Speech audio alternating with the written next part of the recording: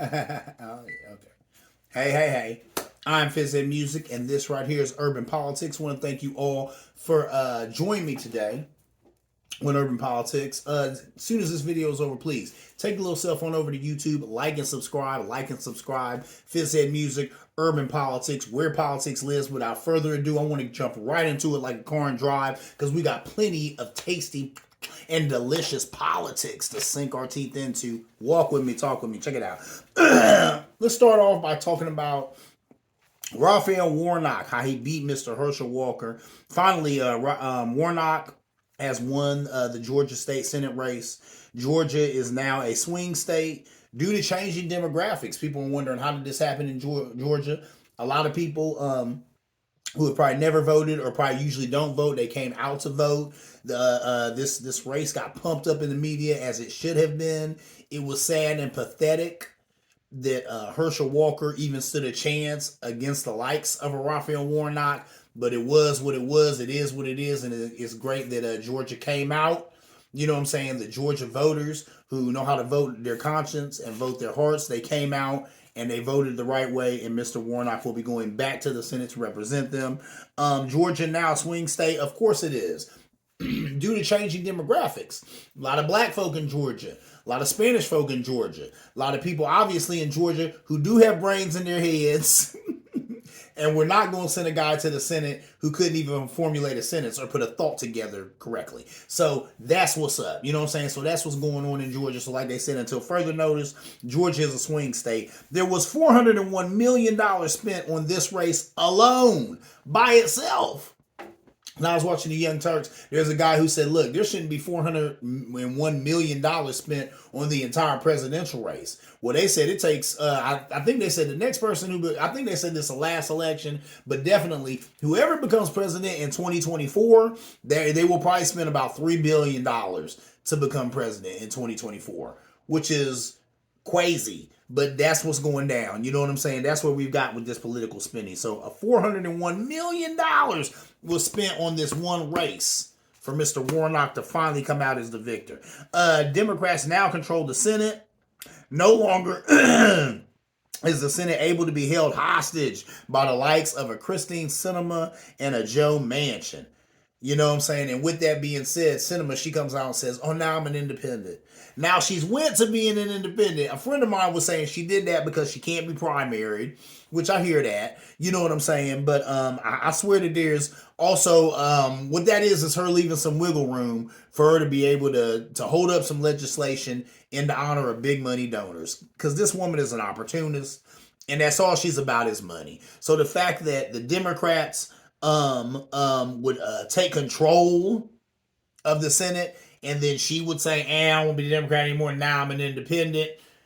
I saw in an interview she's going to say, oh, there's a lot of Arizonans who don't think that the Republican Party or the Democratic Party is something that they can fit into now. So, you know, so I'm going to go ahead and be an independent now because I don't think either party is something that I fit into. Really? That's garbage. That woman is an opportunist, and she's just leaving a lane for her to make some money politically. It is what it is, ladies and gentlemen. If I'm wrong, please, you in the pushback zone. You can always push back, but I swear to you, that's all Miss Sinema is doing. Is leaving a little bit of wiggle room so that she can still get some money from these, you know what I'm saying, from these big dollar donors, because she'll let them know that I'll do your will. And I can do that because I'm not a Democrat. I'm an independent. Anyway, moving on. Let's talk about a young lady, Brittany Griner. WNBA player, Russia charged with drug possession and smuggling. They charged her with drug possession and smuggling, ladies and gentlemen. She had a vape canister with marijuana oil in it. I don't call that drug smuggling. That's a lightweight possession. Anyway, they put her in the side of the camp with a lot of work requirements. So they were saying that too, that not only did they put her in their work camp or whatever, they put her on the side of the prison or the work camp where you got to do a whole lot of work, where it's not easy, you know what I'm saying, at all. So she was swapped. She's home now, you know what I'm saying, and buying the show, you know, where the media showed her on the plane and stuff, coming home or whatnot. Biden says she's safe, she's on the plane, she's, you know what I'm saying, close to being in the arm of her loved ones. She was swapped for an arms dealer by the name of Victor Bout. Bout, B-O-U-T, Bout. They said this man makes war possible. You know what I'm saying? They called him a merchant of death. He was serving a 20-year sentence for trying to kill Americans. So, there's a lot of people like, wow, we got a WNBA player and they got an arms dealer who was already in jail for trying to kill a bunch of Americans.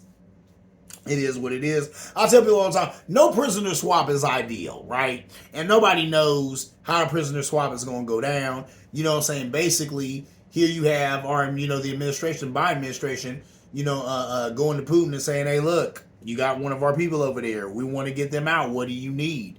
And we'll see if we can make that happen. I mean, no prisoner swap is ideal. You're not going to give away a prisoner or let a prisoner go that you wanted to let go, right? No matter what the situation. So this is the same situation. It wasn't ideal.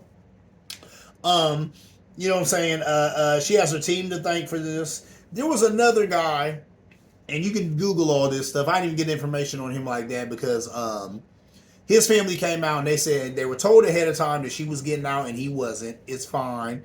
They got it. You know what I'm saying? They just want the administration to not forget about him and please, do more work to get him out. But it is what it is. Like I said, no prisoner swap is ideal. So people are all upset that there's this other guy who I guess was accused of espionage. He's been over there for a while. Like I said, his family was letting known that she was going to get out and he wasn't. What I was getting into is that she has her people to thank for this, but that's what it is. They, there were famous people tweeting about this situation. They kept the pressure on the Biden administration. Bada boom, bada bing, she got out. So there was a lot of things that I talked about on this show that weren't working in her favor. The fact that she was black. The fact that she was in the WNBA. You know what I'm saying? The fact that she was a female. But then in the end of the day, these things ended up working for her because there were other people who went to bat for her, like famous people. And like I said, her team, they kept the pressure on the Biden administration. And Biden knows where his bread is buttered. He knows where his bread is buttered. So believe it or not, he going to look out for black folk. He going to look out for a black woman. And he did. And he let it be known from jump, oh no, I don't want to talk to Putin. I don't want to talk to Russia, but I will talk to Putin and Russia if it has to do with this letting this young lady come back to America. And that's what he did. That's a big win for his administration. Because here we have a country, Russia, who's at war. War they started, but still they're at war. They got that going on right now. But he was still able to negotiate a prisoner swap while this country is at war. A country that happens to hate America. That's a big win for Biden right there. Like I said, he knows where his bread is buttered. His bread is buttered with African American people. So he made sure that he got this sister out of jail and got her back to America. I ain't mad at him. That's just smart. And it was a beautiful political move. T.I. is what a T.I. is. Like, I'm going on record as saying that. Do you think Trump would have lifted a finger to get this young lady released? Do you think Trump would have did anything? Do you think anybody from his administration would have did anything to help Brittany Griner? No, they would not. But Joe Biden, he did. And see, that's what's up. Joe Biden, he's a good man. He's a good man. What else can you say? What else can you say? Because he didn't have to do that. He got other stuff going on too. But he said no. And even with Russia playing the games they playing with Ukraine and invading a sovereign country and all of that, guess what? I'll talk to him if he want to talk about freeing this American who happens to be a sister. But it helped him because that's his base, right? Anyway, moving on. That's political. Let's talk about something else that's very political, but very inspiring, very uplifting. There's a young man by the name of Jalen Smith. What? Jalen Smith. He is Arkansas's youngest black mayor. He is the youngest black mayor in the United States of America, right? 18 years old, college student, voted in to lead the rural town of Earl, 30 miles west of Memphis, Tennessee. He's a Democrat who won in the town of 1,800 residents while the world was watching, the Herschel Walker race, the Senate race in Georgia, praying that the likes of Herschel Walker didn't make it to the Senate. Nobody was paying attention to this race where this 18-year-old young brother was able to take it, right? And He ran on this platform is so impressive. Check out what he ran on. He ran on a platform of improving the police force, repairing the city's drainage, improving community involvement. And also, as mayor, he plans to bring back major grocery stores. I guess the last grocery store that they had was open a long time ago, and it's been going since. He said he's going to bring back a major grocery store, and I love that too because he's also adhering to the nutrition needs of the people in that community. You know, a lot of black folk, a lot of people in the hood live in what they call food deserts. You know, food deserts where they can't get a vegetable. You know, this brother said, I'm about to bring back a major grocery store so that people in this community have somewhere to shop. This guy is 18 years old. He's black. He's a male. We need to shine a light on that. I was so proud when I seen that right there. I said, what's this brother's name? Jalen Smith? Hats off to him. This brother headed for big things. Headed for big things. But the fact that he won the mayoral competition in Arkansas. Wow. And he's 18, fresh out of high school. This brother, fresh out of high school and already setting, you know what I'm saying, the groundwork for his political career. Big ups to him. So that's something beautiful right there. When I seen that, I said, I got to shine the light on that because that's interesting right there. I had no idea that, you know what I'm saying, 18-year-old mayor. So, that was great too. I like the platform that he ran on too. This is all important stuff. You know what I'm saying? Improving the police force. Yeah, that needs to happen all over America. You know what I'm saying? Repairing the city's drainage system. I guess talking to the people in Flint, Michigan, I'm sure they would say, yeah, that needs to happen all over America, starting with us. You know, starting with places like this. Community involvement, improving community involvement. That's what we need. We need people in the community caring about the community. That's how you get what? A better community. So the fact that this brother 18 years old and he understands all of that and then ran for mayor and won, hats off to him, man. I tell you what, I'm elated to report on that. That was just amazing right there. A friend of mine, go ahead and say his name, Jakai. He watches the show, my man. What up, Jakai? He sent me that, and I said, yeah, I got to talk about this on Urban Politics, because that's huge right there. I got to shine a light on that. 18-year-old brother, you know what I'm saying, ran for mayor and won, had this amazing platform. That's huge right there. So hats off to Arkansas. Y'all got a good man right here in Jalen Smith. Watch this space. You know what I'm saying? I'm excited to report on some of the great things that young man is doing. Anyway, moving on. Let's talk about an interesting conversation that went down. A conversation that I wish I could have been there for, right? Rupert Murdoch calls Trump and tells him his political career is over.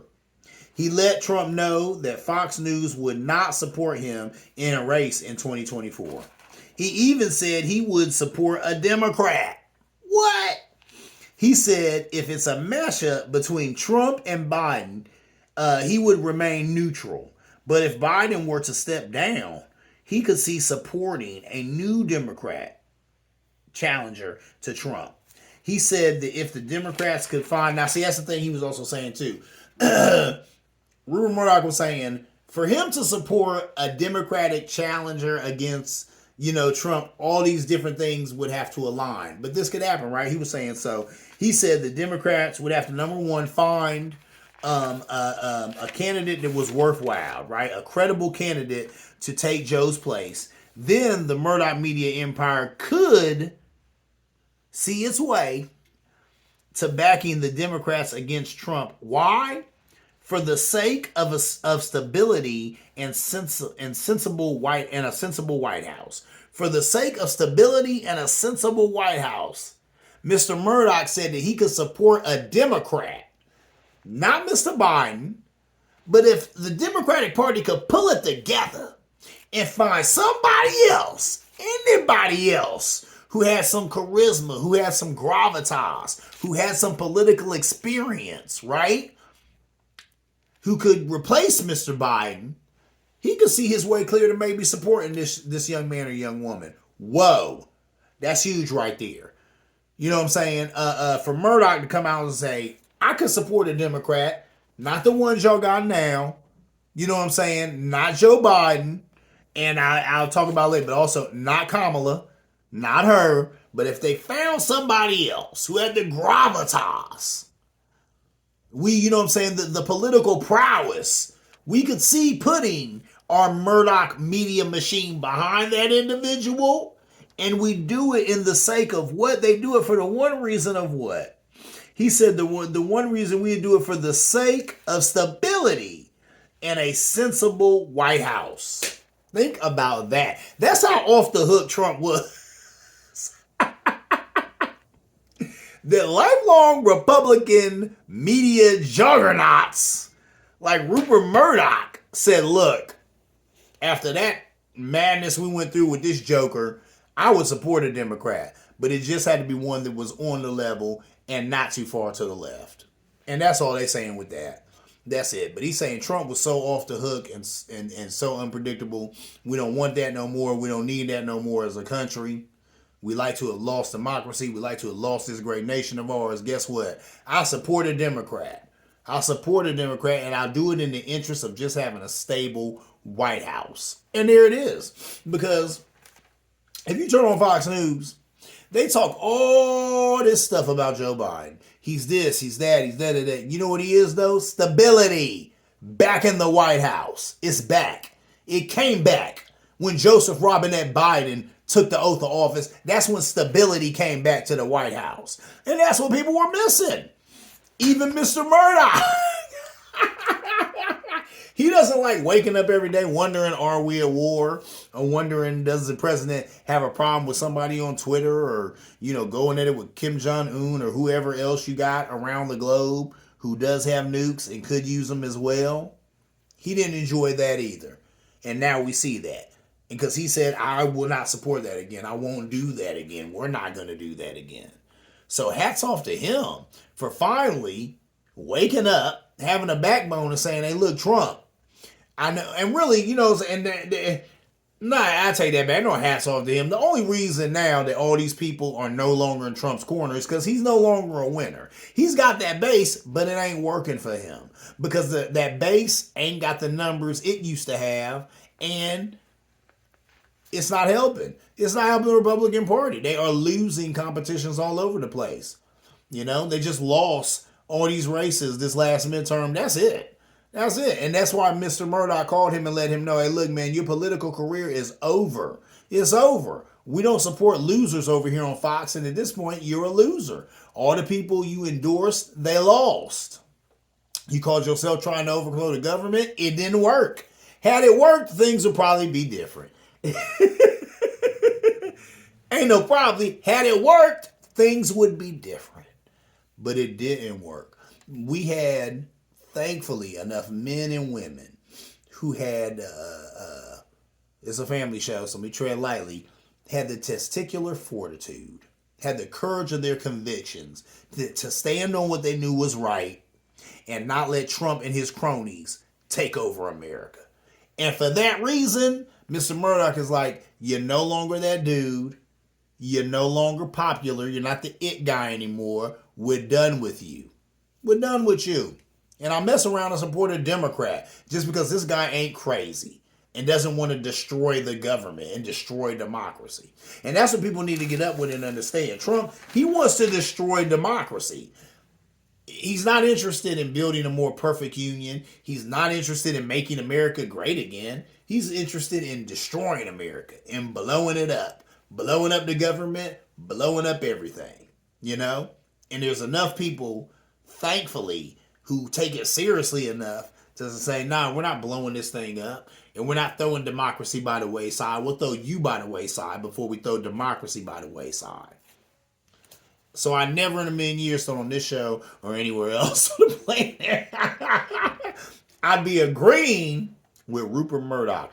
But I agree with the man. I get it. And then he also added at the end that he said the Democrats don't have anyone, so Joe may as well run again, especially with all the success he's had as of late.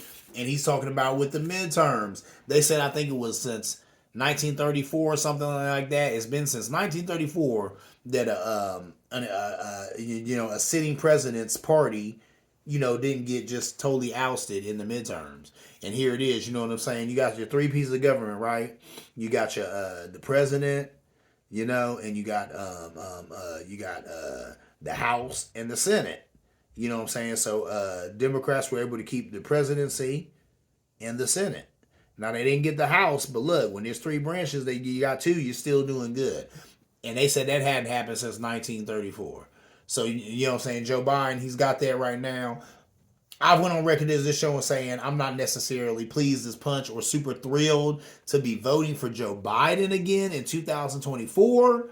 But if he ends up running as a Democrat, I vote democratically. I will vote for him.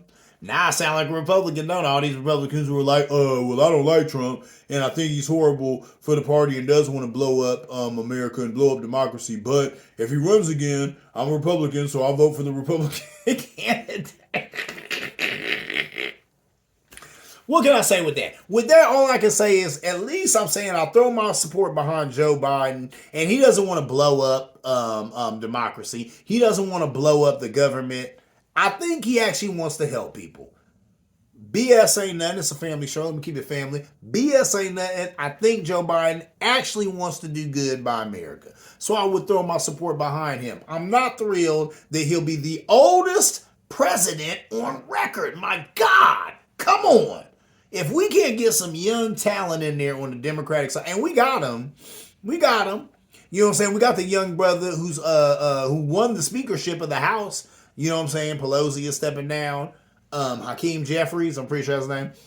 He's taking on the leadership. So that's some young leadership. Like I just talked about this brother right here, Jalen Smith, who ran as a Democrat in Arkansas. For mayor, he won.